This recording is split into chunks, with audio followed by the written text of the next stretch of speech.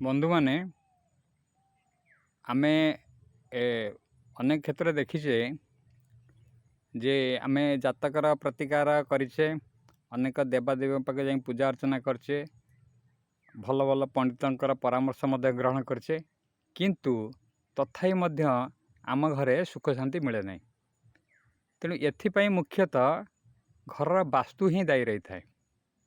वास्तु किपर दायी रही थाए ना, जदि आमर जातकरे चतुर्थ भावर स्वामी बा चतुर्थेश एवं चतुर्थ भावरे जदि राहु केतुर संबंध आए तेबे एभलिया क्षेत्र देखा जाइछि जे घर मध्यरे नेगेटिव ऊर्जा अधिका रही थाए। तेणु आउरी मध्य अछि, जदि चतुर्थ भावर स्वामी बा चतुर्थेश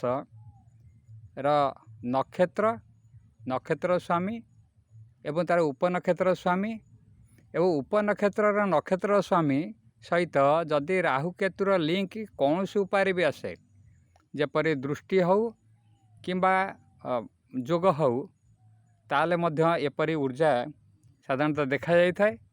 तेणु एतुरु मुक्ति पाइबा पई आमर वैदिक शास्त्र रे अनेक विधि विधान अछि, सेगुड़िक कले आपण निश्चय तार सुफल पाई परिबे।